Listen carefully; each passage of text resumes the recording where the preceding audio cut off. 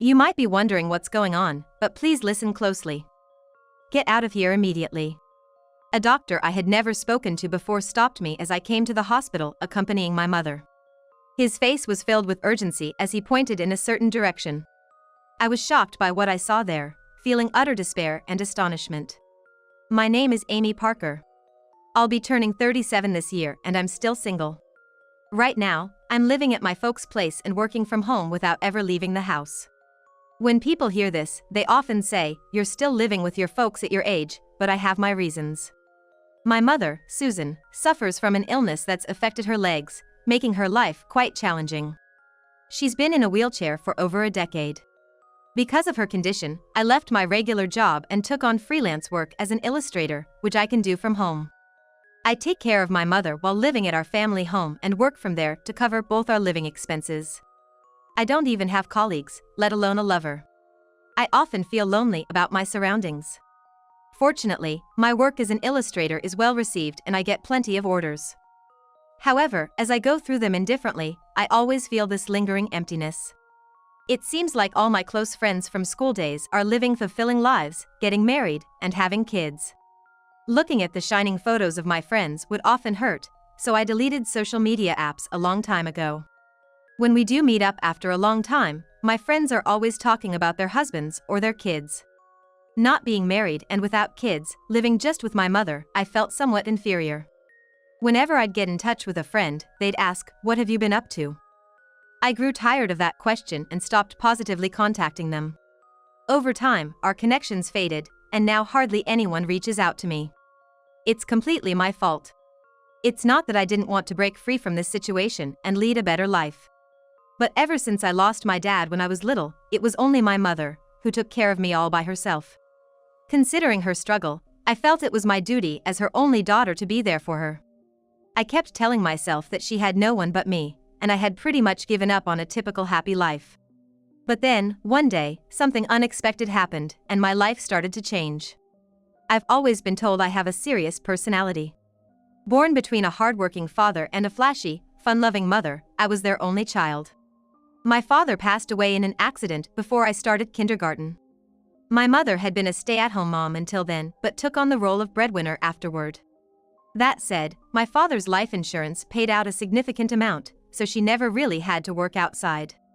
When I started elementary school, she remarried. She often mentioned how tough it was to raise me alone, and by that time, I think she had exhausted the life insurance money. My mother's new husband was a kind man, even though we weren't related by blood. He genuinely cared for me, and I grew fond of my stepfather and spent a lot of time playing with him. But it seems like my mom and I were just destined for hardships.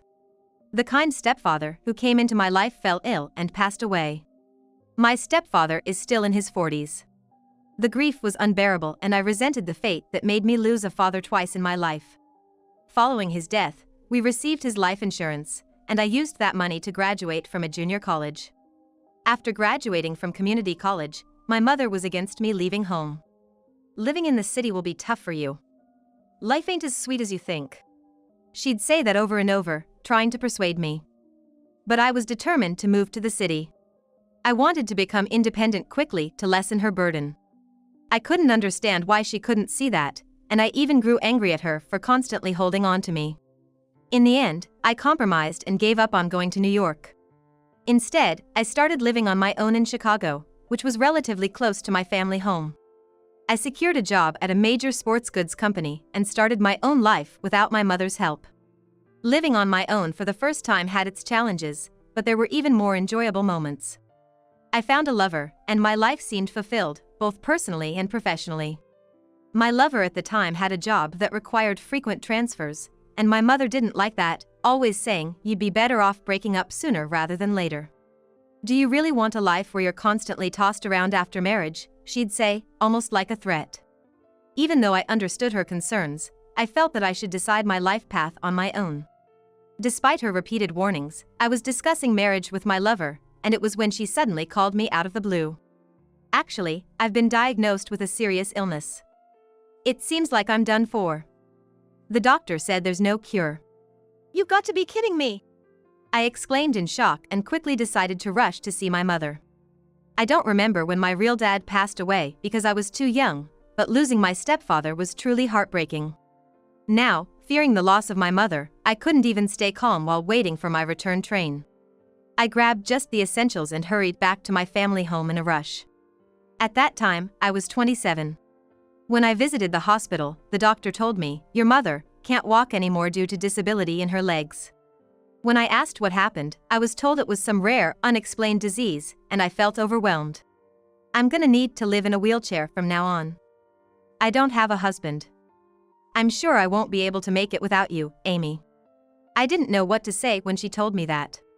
I have a job and I've promised to marry my lover, and now I'm suddenly being asked to come home. I immediately contacted my lover and decided to put our marriage plans on hold for a bit. Thankfully, my lover, understanding the situation with my mother, stay with your mom and support her. I talked to my workplace about her situation and took a leave of absence to return home and start taking care of her, who now lives in a wheelchair. In the beginning, she was quite humble. However, as time went on, she began to subtly interfere with my relationship with my lover. Maybe I should head back to Chicago for a bit. I'll be right back. Maybe I can ask the helper to come by tomorrow? I can't neglect my boyfriend, so when I suggested this, my mother vehemently refused. My body hurts so much. While I can't walk and have no joys left, you're the only one having a good time. Her words, cutting deep into one's guilt, hurt my heart. This is how my mother always pleaded with me not to go back to Chicago. As long as I have Amy by my side, I'm happy, she'd say. Over and over, she would whisper these words, trying to keep me close. When I discussed returning to work after my leave of absence, my company initially offered telecommuting. But if I continued to only work remotely, it became uncomfortable at the office. In the end, I couldn't return, and I resigned after a year of leave. I had asked my lover to wait for a year, then two, but with my mother's situation, we couldn't see each other often. With fewer chances to see each other, I felt his affection for me fading away. Though I had mentally prepared myself deep down, he eventually told me he'd found someone else and we had to break up. During the time I was back home caring for my mother, he had fallen in love with a woman he met at work. He didn't want to cheat, so he planned to officially break up with me before pursuing her. As a parting shot, he said, "I really did intend to marry you," and I was left speechless. I cried all night, thinking how anything could be so cruel. All men are selfish. It's always the women who are left hurt. That's why it's not Amy's fault. Mom, if it's this painful, I never want to fall in love again. My mother compassionately comforted me in my heartbreak. Love and marriage aren't the only paths to happiness for a woman, you know? Even without a man by my side, I'm happy because I have you, my daughter. She mentioned she had remarried once for my sake, not because she wanted another man in her life. Hearing those words, I truly realized just how precious my mother is to me, more than anyone else in the world. I've come to believe that I can't really trust anyone else. As long as she has me, my mother often says she's content, even with her mobility issues, she's always hopeful about life. I decided to give up on the idea of marriage and went back to my forte, working as an illustrator. Given the care my mother required, I opted for a flexible freelance career. From the start, my illustrations were well received, and jobs poured in. Soon, I was earning more than enough to support us, and I felt truly relieved. I hardly ever left home, living a secluded life with just my mother. And like that, 10 years flew by, and before I knew it, I was 37 years old. Lately, I've been feeling off. I wonder what's wrong. Well, Amy, you're not as young as you used to be. Maybe it's just age catching up? Approaching my 40s, I've started to notice more health issues recently. I contemplate seeing a hospital with my mother every day. But one way or another, I've avoided doctors and just tried to get by with over-the-counter meds. Just as mother said, I'm not young anymore. Many of my friends are deep into raising their kids, and I sometimes feel guilty for not having the same responsibilities. I haven't talked to anyone about this. Then, one day, my mother handed me a supplement she claims works wonders. You always take care of me, work, and manage the house. I wish I could be of some help to Amy too. Mom, thank you for everything you do for me. My mother seemed to always think of me and kept searching for well-reviewed supplements and health food products.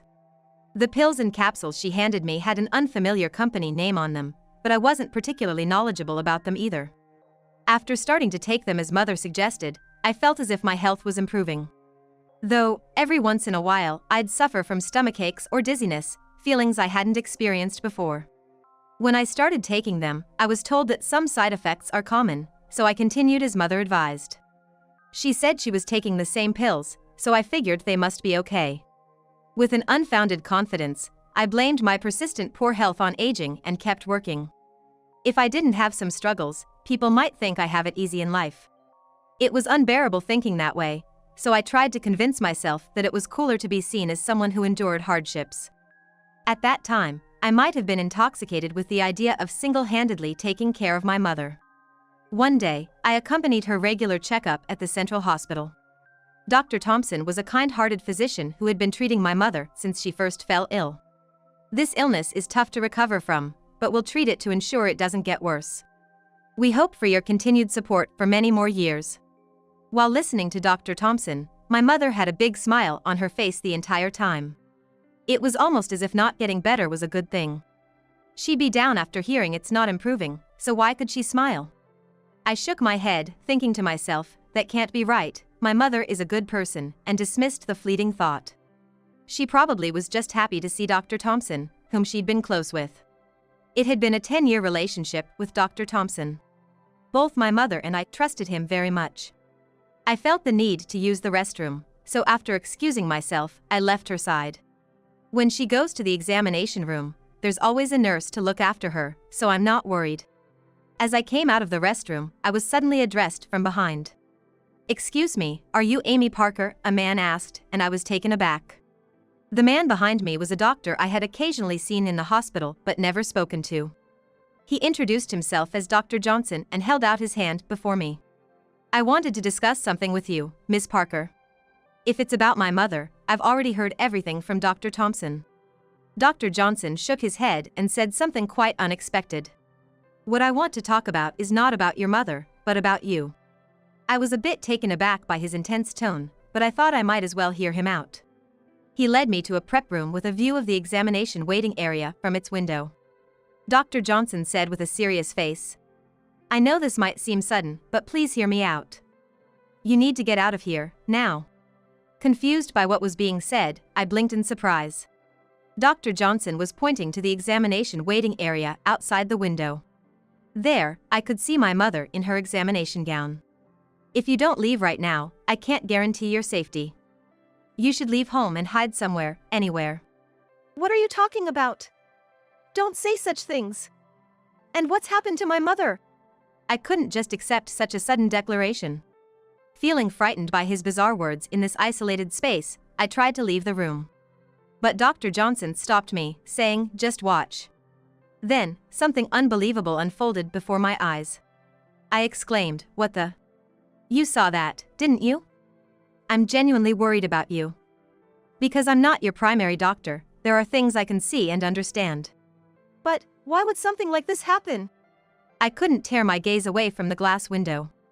A mixture of shock and anger surged through me, making my head spin. Must have been my blood pressure skyrocketing in the heat of the moment. I felt dizzy and almost collapsed right there. Dr. Johnson caught me and laid me down on a nearby examination bed. "It's strange, I've been feeling off for a while now. I've been taking the supplements my mother recommended every day." As I said this, holding my head with my hand, Dr. Johnson's face contorted as if he had realized something. That might be something quite dangerous. To put it bluntly, it might not be just supplements, it might be harming your health. Why? They're all from my mother. Dr. Johnson replied in a soft voice, "That's why it's dangerous." I was taken aback, but deep down, I had always felt something was off. The realization now made me break out in a cold sweat. I had always suspected those supplements were shady. But I took them only because my mother had recommended them. Could it be she's now targeting your health? Why would she target me? Faced with the scene before me, everything I once believed in now seemed terrifying. It felt like everything I had faith in was collapsing. "You need to get out of here now. Call me when you're safe," the doctor instructed, and I bolted out of the room without looking back. What I saw was clear as day. My mother was in the waiting room, smiling at the nurse who was pushing her wheelchair. "I'm feeling great today. The nurse replied with a smile, "It'd be great if you could start physical therapy soon." When the nurse left the room to prepare something, my mother looked around furtively and then stood up. Pretending to be a patient forever is such a hassle. Wheelchairs are just inconvenient. As she muttered to herself, she walked away from the wheelchair and stretched big time. That wasn't the movement of someone diagnosed with a leg problem. After Dr. Johnson's warning, I headed straight home. What was Mother thinking, deceiving me for 10 years? I wanted to believe it was some kind of mistake, but even after that, she was still wandering around the examination preparation room. If everything up to now was just an act, I can't possibly forgive her. Driven by anger, I packed my stuff and stormed out of the house. I boarded a train heading back to the town I used to live in. Throughout the journey, I kept getting constant calls from Mother, who had realized I was gone, but I ignored them all. I kept replaying the conversation I just had with Dr. Johnson in my head. From that room's window, Mother looked perfectly healthy. She walked around with no issues, and the moment she noticed someone was coming, she sat in a wheelchair and exaggeratedly stroked her leg. To my shock, Dr. Johnson said something horrifying. "I can't say for certain without checking the supplements and health food products your mother has been giving you, but there might be ingredients in them that are making you ill." After asking about my recent health issues and when I started taking the supplements, he looked deeply concerned. That's crazy. Why would Mother do such a thing? Perhaps, Mother got tired of pretending to be sick and now wants to make you ill. You're young, and the disability benefits would be high. When asked if anything unusual had happened around me, my hands began to shake. That's right, Mother and I had lost close family members in the past. One was my biological father and the other was Mother's second husband. Both died from illnesses, and each time, a substantial insurance payout was received by our household. Dr. Johnson's words were a shock to me, who had wanted to believe in Mother. Desperate, I sought refuge with a friend I was close with at my previous job. It was our first meeting in roughly 10 years, but I couldn't care less about that now. What's gotten into you all of a sudden? Please, I can't go home for some reasons. I need a place to stay for a while. I pleaded with my friend, and she let me stay at her place for a while. I promised to find a new place during that time, and she probably sensed something was up with me. "You can stay until you've got a solid plan for your new life," she said. While staying in my friend's room, I took some time to calm down and finally answered a call from my mother. Even after several days since I left home, the constant calls were unnerving. On the phone, of course, Mother was furious. Amy, what's the meaning of this? Why did you suddenly leave me? My leg hurts and it's been tough for me. No matter how much she yelled, I responded coldly with, "Really?" Not liking my attitude, Mother scolded me sternly. You call yourself my daughter? After all I've done for you, is this how you repay me? Looking back, my biological father and stepfather took better care of me than Mother ever did. My mother has always been wild, often going out at night, leaving me alone most of the time. Both my real father and stepfather loved me dearly but passed away too soon. Mother always said she cared for me, but she stood in the way of my happiness. Her words didn't make sense. Spending time with my friend made me realize how twisted my relationship with her was. I retort sharply. I snapped back, "Did your foot hurt? Weren't you walking just fine in the examination room on your own?" She probably didn't expect me to know about that day. Mother is silent for a while, then after a few seconds, she speaks in a flustered tone. What? What are you talking about? You must have confused me with someone else. And then she started again, "I can't live without Amy," sobbing to get her point across. But no matter how much she scolds me for being an ungrateful daughter, my resolve won't waver anymore. It's no use lying anymore.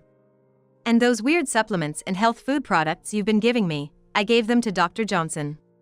He's analyzing their ingredients now. The moment she realized I wasn't buying her story, Mother went hysterical. She ranted and raved, hurling insults, and shrieked at me in a piercing voice. Who's this Dr. Johnson?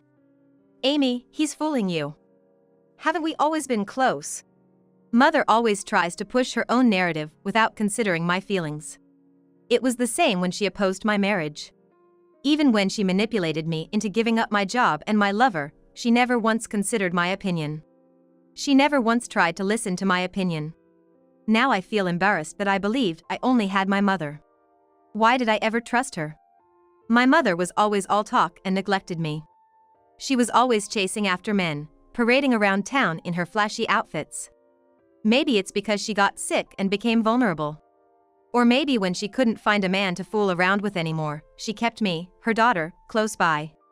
It wasn't out of love, but because she was jealous of my happiness. She probably always tried to tie me down by her side, making sure her property didn't escape. You can't survive without me, can you? Dumped by men, unable to hold down a decent job, and at your age, you surely can't find happiness. Shut up. It's all your fault things turned out this way. Don't pretend to be a caring mother and talk about my happiness. Faking illness to scam disability and welfare benefits? It's shocking, almost criminal. I raised my voice and hung up the phone. There are a few more things to settle before I completely cut ties with Mother. A few days later, I received a call from the hospital on my smartphone. It was from Dr. Johnson. About that issue, we've finally figured it out. Please come to the hospital immediately. I jumped on the train and headed to the hospital where Dr. Johnson was waiting. In the examination room, Dr. Johnson began gravely. Amy, as we suspected, those supplements were harmful to your health. You were close to being bedridden or confined to a wheelchair. I want to go public with what my mother did to me and sue her. Is there any way I can? Dr. Johnson slowly nodded in response to my determined words. I'll testify too. There might be other doctors or nurses in the hospital willing to testify as well. Before I could feel relieved, the door behind me was suddenly flung open. Stop filling my daughter's head with nonsense. The anguished voice was that of my mother, who was in a wheelchair. Pushing her was Dr. Thompson. Yes, why didn't Dr. Thompson notice that Mother's legs were healed? As her primary doctor, he surely should have seen through her act. Mother continued to scream hysterically at Dr. Johnson. I ignored it and turned to Dr. Thompson. Doctor, what's the current state of my mother's legs? As always, Dr. Thompson replied with a calm smile. Well, nothing's changed. Your mother has been battling her illness for 10 years. Why are you, her daughter, blaming such a hardworking woman like her? The moment he heard that, Dr. Johnson looked terrified. Turns out, Dr. Johnson had always held Dr. Thompson in high regard. He had been working hard, following in the footsteps of him as a doctor. But one day, I noticed that Dr. Thompson's words and actions were becoming increasingly erratic. It seemed only Dr. Johnson had noticed this change, and it appeared he hadn't talked about it with anyone else. Dr. Thompson should know that Parker can walk. Dr. Thompson exaggeratedly spread his arms, acting like a movie actor. His gesture felt mocking, and it irked me. No, everyone's got it wrong. Only I am right. Parker's illness is severe, and his legs aren't healed. I'm gonna cure this mysterious illness. He then looked down at my mother with a stern face and spat out. After all the warnings not to walk, you went and did whatever you pleased. My mother pouted like a little girl, speaking in a playful tone. Well, I got tired of pretending to be sick. I wanted to switch with Amy quickly. At this, the pleasant expression on Dr. Thompson's face crumbled, and he began hurling harsh words at her. You've got a severe illness. I'm gonna cure you, and then present it at conferences. I'll become a renowned professor. I'm gonna use you to gain all the fame. Just shut up and listen to me. Dr. Johnson and I trembled before Dr. Thompson, who seemed consumed by his own power. Although Dr. Thompson and my mother were in cahoots, the doctor's behavior was clearly off. Even when she was yelled at, my mother didn't seem bothered and continued to voice her complaints to Dr. Thompson. You should have used something stronger than the medicine that shows symptoms slowly when mixed with supplements and health food products. Because you went about it in such a roundabout way, you got caught. Hearing this, Dr. Thompson's face turned beet red in anger. Before I could react to the shocking truth, Dr. Thompson's enraged shouts echoed throughout the examination room.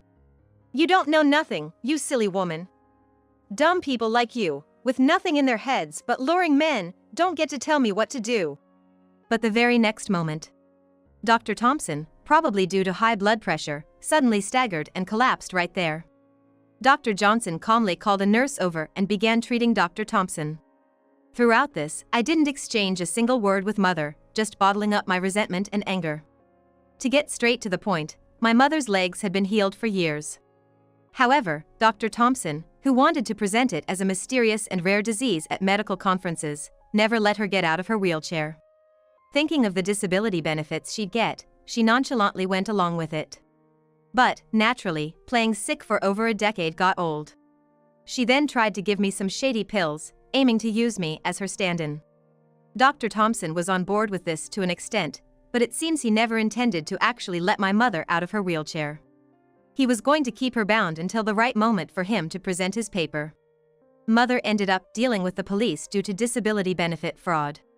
There are also suspicions that she may have murdered my biological father and stepfather for insurance money, and further investigations are underway. The police did visit Dr. Thompson, but he has been unconscious since his collapse. My mother still tries all kinds of things to get me to come to her, but I never listen. No matter how much she pleads, or how much she tries to win me over, I've decided in my heart never to go back to her. I don't want anything to do with someone who sees her daughter as a mere tool for convenience. I was saved from danger by Dr. Johnson, and because of that, we are currently dating. We're talking about hopefully getting married next year.